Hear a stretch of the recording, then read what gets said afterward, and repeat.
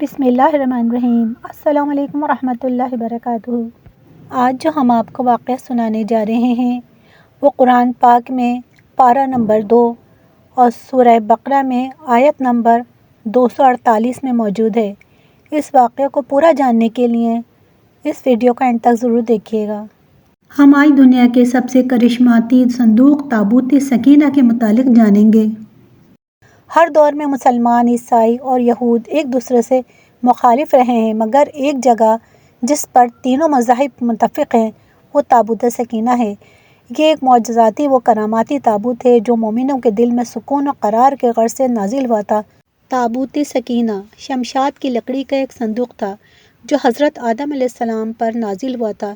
یہ آپ کی آخری زندگی تک آپ کے پاس ہی رہا، پھر بطور میراث یک کے بعد دیگرے آپ کی اولاد کو ملتا رہا، یہاں تک کہ یہ حضرت یعقوب علیہ السلام کو ملا اور آپ کے بعد آپ کی اولاد بنی اسرائیل کے قبضے میں رہا اور حضرت موسیٰ علیہ السلام کو مل گیا تو آپ نے اس میں تورات شریف اور اپنا خاص سامان رکھنے لگے۔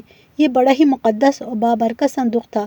بنی اسرائیل جب کفار کے لشکروں کی کثرت دیکھ کر سہم جاتے تھے اور ان کے سینوں میں دل دھڑکنے لگتے تھے تو اس صندوق کو اپنے آگے رکھ لیتے تھے اور اس صندوق کو وسیلہ بنا کر دعا مانگا کرتے تھے، جس سے ان کے دلوں میں سکون اور اطمینان کا سامان پیدا ہوتا تھا۔ لرزتے ہوئے دل پتھر کی چٹانوں سے بھی زیادہ مضبوط ہو جاتے تھے، اور بنی اسرائیل میں جب کوئی اختلاف پیدا ہوتا تھا تو لوگ اس صندوق سے فیصلہ کراتے تھے۔ صندوق سے فیصلے کی آواز اور فتح کی بشارت سنی جاتی تھی، اور بلاؤں کی مصیبتیں اور وباؤں کی آفتیں ٹل جایا کرتی تھیں۔ حضرت داؤد علیہ السلام اور حضرت سلیمان علیہ السلام نے ایک عظیم الشان عبادت گاہ کی تعمیر کروائی، جہاں تابوت رکھنے کے لیے ایک عمارت بنوائی گئی جسے ہیکل کا نام دیا گیا۔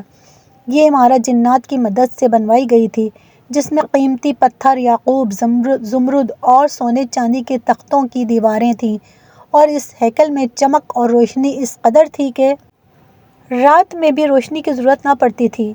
جس خاص کمرے میں تابوت کو رکھا جاتا تھا اس کا نام القدس تھا۔ سوال یہ اٹھتا ہے کہ اس تابوت میں آخر ایسا کیا تھا کہ بنی اسرائیل اسے مقدس تصور کرتے تھے؟ دراصل اس تابوت میں پیغمبروں کے تبرکات تھے۔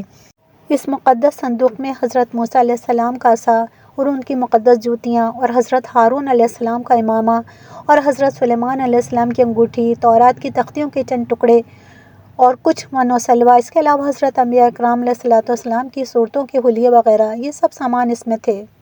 یہ صندوق بنی اسرائیل کے لیے نہایت ہی مقدس اور بابرکت تھا۔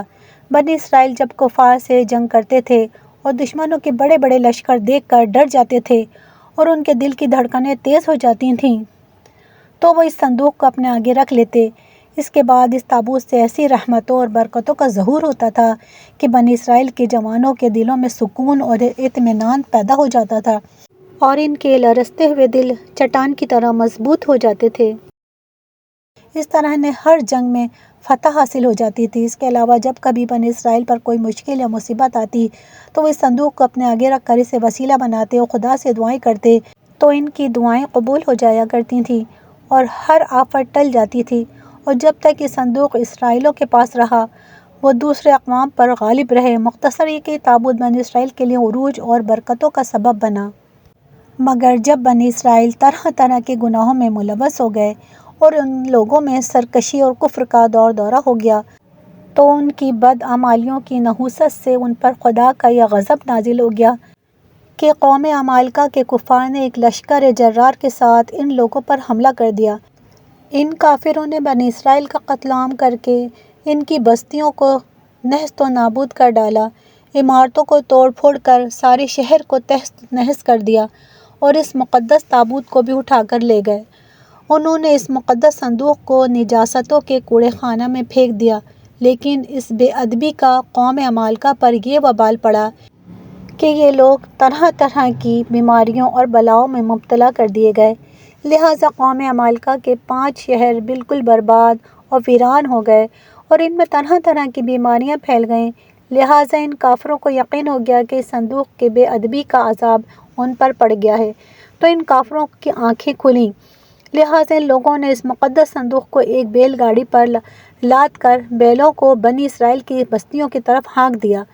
پھر اللہ تعالیٰ نے 4 فرشتوں کو مقرر فرما دیا جو اس مبارک صندوق کو بنی اسرائیل کے نبی حضرت شمعیل علیہ السلام کی خدمت میں لائے، اور یہ صندوق ٹھیک اس وقت حضرت شمعیل علیہ السلام کے پاس پہنچا جبکہ حضرت شمعیل علیہ السلام نے طالوت کو بادشاہ بنایا تھا، اور بنی اسرائیل طالوت کی بادشاہی تسلیم کرنے پر تیار نہیں تھے، اور یہی شرط ٹھہری تھی کہ مقدس صندوق آ جائے تو ہم طالوت کی بادشاہی تسلیم کر لیں گے۔ چنانچہ صندوق آ گیا اور بنی اسرائیل طالوت کی بادشاہی پر رضامند ہو گئے۔